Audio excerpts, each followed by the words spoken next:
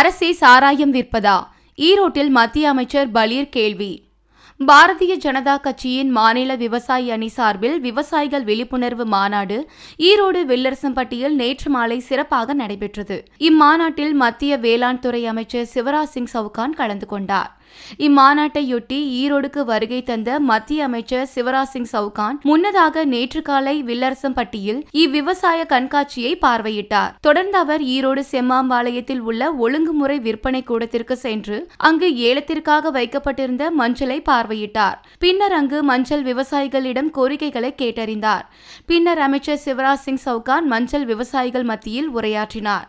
அப்போது அவர் கூறும்போது, உலக தரத்திலான மஞ்சள் பரிசோதனை ஆய்வுக்கூடம் ஈரோட்டில் அமைக்க நடவடிக்கை எடுக்கப்படும்.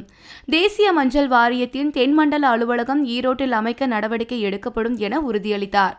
உள்நாட்டிலும் வெளிநாட்டிலும் மஞ்சளுக்கு உரிய விலை கிடைக்க நடவடிக்கை எடுக்கப்படும். சட்டவிரோதமாக மஞ்சள் விற்பனை செய்யப்படுவது தடுக்கப்படும் எனவும் தெரிவித்தார் மத்திய அமைச்சர் சிவராஜ் சிங் சவுகான். இதைத் தொடர்ந்து மஞ்சள் பயிர்கள் சாகுபடி செய்யப்பட்டுள்ள விளை நிலங்களுக்கு சென்று பார்வையிட்ட அவர் 100 நாள் வேலைவாய்ப்பு திட்ட தொழிலாளிகளை சந்தித்து அவர்களிடம் குறைகளை கேட்டறிந்தார்.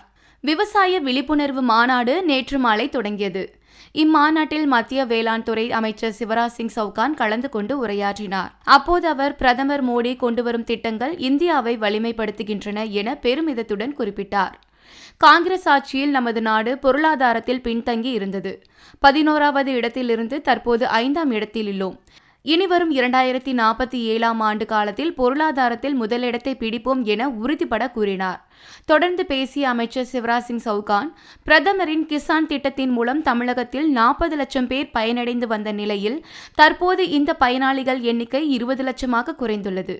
இது குறித்து தமிழக அரசிடம் பட்டியல் கேட்டும் கடிதம் எழுதியும் இதுவரை பதிலில்லை.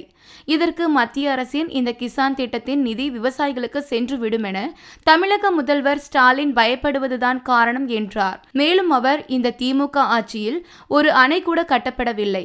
விவசாயிகள் விளைபொருட்கள் உரிய விலை கிடைக்க இந்த திமுக அரசு எந்த நடவடிக்கையும் எடுக்கவில்லை.